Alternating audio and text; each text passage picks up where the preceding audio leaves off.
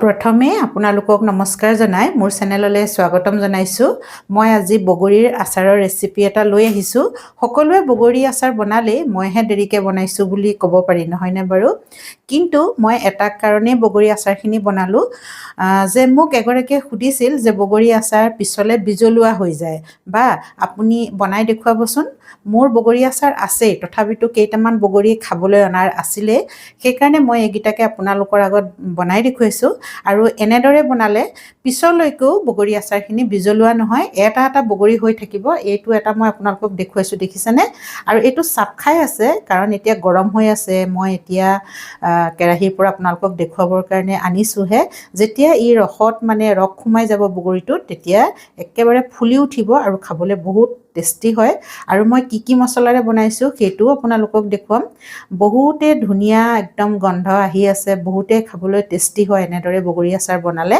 আৰু একেবাৰে বিজলুৱা নহয়, এটা এটা বগৰী হ'ব। আৰু এই যে বগৰী চাপ খাই আছে আৰু এইটো বগৰীও ধুনীয়াকৈ ৰসত ডুবি ফুলি যাব। এতিয়া আহকচোন মইনো কেনেধৰণে এই বগৰী আচাৰ বনালোঁ আপোনালোকক দেখুৱাওঁ। এয়া মই বগৰী লৈছোঁ। বগৰী কেঁচা বগৰী আনিছিল খাবৰ কাৰণে, আৰু খোৱাৰ পিছত অলপমান থাকি গ'ল। সেইখিনি থওঁতে দেখিছেনে কিমান ধুনীয়াকৈ বগৰীখিনি পকি গ'ল। আৰু মই বগৰী আচাৰ এইবাৰ নবনাওঁ বুলিয়ে ভাবিছিলোঁ, কাৰণ মই যোৱাবাৰ বনোৱা বগৰী আচাৰ মোৰ বহুত আছেই। সেইকাৰণে ভাবিলোঁ এইবাৰ বগৰী আচাৰ নবনাওঁ। কিন্তু বগৰীকেইটা ইমান ধুনীয়াকৈ পকি গ'ল, মই ভাবিলোঁ বনায়ে দিওঁ। আৰু বনাইছোঁ যেতিয়া ভিডিঅ' কৰিও আপোনালোকক দেখুৱাই দিওঁ। আৰু বগৰীখিনি পকাৰ পিছত মই আকৌ এবাৰ ধুনীয়াকৈ ভালদৰে ধুই ৰ'দত শুকুৱাই ল'লোঁ। আৰু এতিয়া এই বগৰীৰ ঠাৰিবোৰ মই ছিঙি ল'ম। বগৰীবিলাকৰ মই ঠাৰিবোৰ গুচাই দিলোঁ, আৰু প্ৰতিটো বগৰী ধুনীয়া, কোনো ঠাইতে কটা চিঙা নাই। আপোনালোকে দেখিছেনে? এনেকুৱা বগৰী ল'ব লাগিব। যদি কটা চিঙা বগৰী বা বেয়া বগৰী থাকে সেইবোৰ ল'ব নালাগে, সেইবোৰ দিলে আমাৰ আচাৰখিনি বেয়া হ'ব। এতিয়া বগৰীৰ কাম হৈ গ'ল। আৰু আপোনালোকক কি মছলা লৈছোঁ সেয়াও মই দেখাই দিছোঁ। মছলা বহুত ইম্পৰ্টেণ্ট। মছলাকণ ভাল হ'লে জ্বলা মিঠা বগৰীৰ আচাৰকণ খাবলৈ বহুত ভাল হয়। এয়া মই ধনিয়া লৈছোঁ 1.5 চামুচ আৰু সৰু চামুচেৰে, আৰু এয়া চফ এচামুচ, আৰু জিৰা এচামুচ, আৰু অকণমান এয়া জালুক হয়, আৰু দুটা লং, এয়া 3টা ইলাচি, আৰু এয়া হৈছে আমাৰ অকণমান জনি আৰু তেজপাত এখিলা। আৰু মই ডালচেনিৰ টুকুৰা এটা দিব লাগিছিল, কিন্তু মোৰ পিছা ডালচেনি আছে, সেয়াও মই মিলাই দিম। আৰু মই মছলা কমকৈ লৈছোঁ কাৰণ মোৰ বগৰী কম, আৰু বেছি হ'লে মছলাৰ পৰিমাণটো বঢ়াই দিব লাগিব। আৰু এতিয়া এইখিনি মই অকণমান ভাজি ল'ম।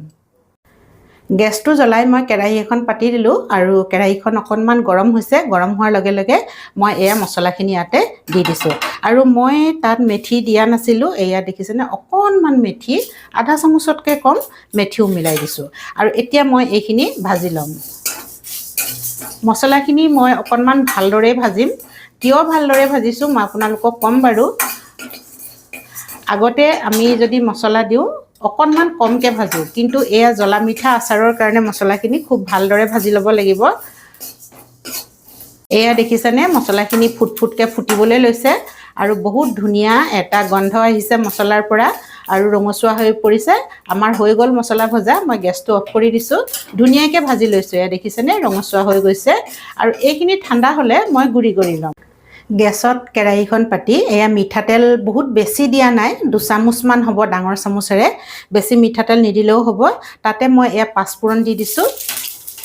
আৰু পাঁচফোৰণ দিয়াৰ পিছত মই বগৰীকেইটা ইয়াতে দি দিছোঁ। আৰু এতিয়া বগৰীকেইটা অকণমান ভাজি ল'ম। পানীটো নায়েই, তথাপিতো বগৰীকেইটা যদি আমি অকণমান ভাজি লওঁ তেতিয়া আমাৰ আচাৰখন বেয়া নহয়।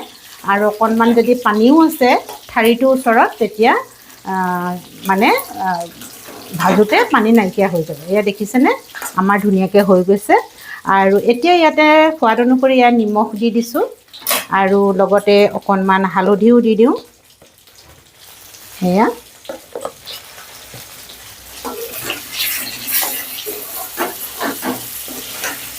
তেল পাই বগৰীকেইটা ফুলি গৈছে, দেখিছেনে আপোনালোকে ধুনীয়াকৈ। এয়া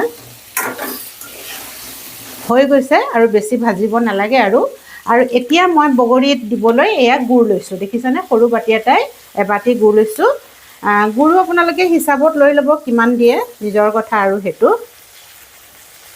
এয়া মই গুড় দিছোঁ। আৰু গুড়খিনি মই এতিয়া বগৰীৰ লগতে গলাই ল'ম। গেছৰ ফ্লেমটো কম কৰি দিছোঁ। কম ফ্লেমতে এনেদৰে লৰাই থাকিলে অকণমান আমাৰ গুড়খিনি গলি যাব। দেখিছেনে আমাৰ গুড়খিনি ধুনীয়াকৈ গলি গ'ল আৰু ফেন উঠি গৈছে। মই গুড় গলিবৰ কাৰণে এচামুচমান পানী দি দিছিলোঁ দেই। আৰু এয়া চাওক ধুনীয়াকৈ আমাৰ ফেন উঠি আহিছে। আমাৰ বগৰীখিনি একেবাৰে গুড়ৰ লগত মিলি পৰিছে। এতিয়া গেছৰ ফ্লেমটো মই কম কৰি দিছোঁ আৰু এতিয়া ইয়াতে যে মছলাখিনি মই থৈছিলোঁ এইখিনি এতিয়া ইয়াতে দি দিম। আৰু মই ডালচেনি দিয়া নাছিলোঁ, মোৰ ওচৰত ডালচেনি পাউডাৰ আছে, সেইকাৰণে অকণমান ডালচেনি দিছোঁ। ডালচেনি দিলে মানে বহুত ধুনীয়া লাগে একদম জ্বলা মিঠা বগৰী আচাৰটো খাবৰ কাৰণে। আৰু জলকীয়া অকণমানো দি দিওঁ, জলকীয়া হ'লেহে ভাল লাগিব নহয় জানো। অকণমান এয়া জলকীয়া পাউডাৰো দি দিছোঁ। আৰু এতিয়া মই এইখিনি খুব ধুনীয়াকৈ মিলাই দিম। এয়া দেখিছেনে আমাৰ হৈয়ে গ'ল, একেবাৰে টাইম নালাগে, পটককৈ হয়। এয়া দেখিছেনে। আৰু এতিয়া অকণমান এয়া দেখিছেনে বাৰু অকণমান জুলীয়া লেখীয়া হৈ আছে। একো নহয়, যেতিয়া ঠাণ্ডা হৈ যাব একেবাৰে ডাঠ হৈ পৰিব। আৰু এতিয়া যদি আমি এইকণ শুকুৱাই দিওঁ পানীখিনি তেতিয়া বহুত মানে টান হৈ যাব একেবাৰে। অকণমান ৰসাল হৈ থাকিলে ভাল লাগে নহয় জানো। আৰু বগৰীত সোমাব লাগিব। এতিয়া কথা হ'ল মই কৈছোঁ যে কিছুমান বগৰী আচাৰ বনালে বিজলুৱা হয়। বিজলুৱা কিহৰ কাৰণে হয় গম পায়নে? এই বগৰীটো যে আমি ভাঙি দিওঁ সেইকাৰণে। এয়া দেখিছেনে মই বগৰী ভাঙি দিয়া নাই, তেলত দিয়াৰ লগে লগে বগৰীটো ফুলি উঠিছে। আৰু বগৰীৰ ভিতৰতো মছলাৰ ৰস সোমাব। সেই ঠাৰিডাল যে আমি ছিঙি দিছোঁ ঠাৰিডালৰে সোমায় বা বগৰীৰ স্কিনখনৰে সোমায়। কেইদিনমানৰ পিছত হয়তো 15 দিন বা এমাহ যিমানেই হওক আৰু তাৰপিছত ধুনীয়াকৈ আমাৰ বগৰীবিলাকৰ ভিতৰত এয়া মছলাৰ ৰস সোমাই যাব। সেইকাৰণে কিছুমানৰ মোক মানে কৈছিলে বা আমি বগৰী আচাৰ বনালে বৰ বিজলুৱা হয়, পিছত খাবলৈ ভাল নালাগে। সেইকাৰণে মই আপোনালোকক কৈছোঁ যে বগৰীটো ভাঙি দিব নালাগে। ভাঙি দিলে কি হয় বৰ বিজলুৱা বিজলুৱা হয়, পিছত খাবলৈ ভাল নালাগে। এয়া দেখিছেনে মোৰ এটা বগৰী মই ভাঙি দিয়া নাই, একদম ধুনীয়াকৈ গোটা হৈ আছে। আৰু এইখিনি মানে আচাৰ কি হয় বিজলুৱা নহয়। এতিয়া গৰম হৈ আছে, ঠাণ্ডা হ'লে মই বটলত ভৰাম আৰু আপোনালোকক দেখুৱাম। দেখিছেনে মোৰ বগৰীৰ আচাৰখিনি বনাই হৈ গ'ল। আৰু ঠাণ্ডা হ'বৰ কাৰণে মই বাতি এটাত উলিয়াই আপোনালোককো দেখুৱাইছোঁ কিমান ধুনীয়া হৈছে দেখিছেনে। আৰু এটা এটা বগৰী হৈ আছে, একেবাৰে বিজলুৱা হোৱা নাই। আৰু খাবলৈ ইমানেই সোৱাদ লগা হয় কি ক'ম। বগৰী আচাৰ বাৰু সকলোৱে বনাব জানে, সকলোৰে বগৰী প্ৰিয়, সকলোৰে বগৰী আচাৰ ভাল হয়। কিন্তু এইখিনি একেবাৰে বিজলুৱা নহয়। আপোনালোকে দেখিলেই মই কেনেধৰণে বনালোঁ। আৰু এইখিনি এতিয়া মই বটলত ধুনীয়াকৈ ভৰাই থ'ম। বটলত ভৰাবৰ কাৰণে এয়া এটা বটল লৈছোঁ, ভালকৈ ধুই ধাই শুকুৱাই লৈছোঁ একেবাৰে যাতে পানী নাথাকে। শুকান বটল নহ'লে আকৌ বগৰী আচাৰখিনি বেয়া হৈ যাব নহয়। আৰু পিছলৈকেও বিজলুৱা নহয়, মানে যিমান দিন হৈ গৈ থাকিব ৰসত ডুবি বগৰীটো আৰুহে সোৱাদ লগা হ'ব।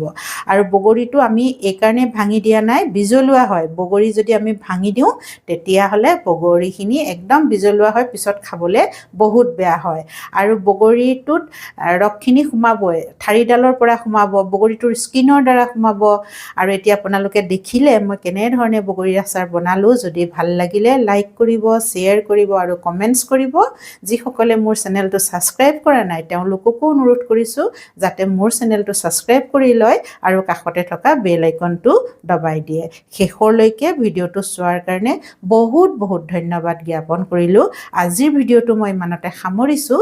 ধন্যবাদ।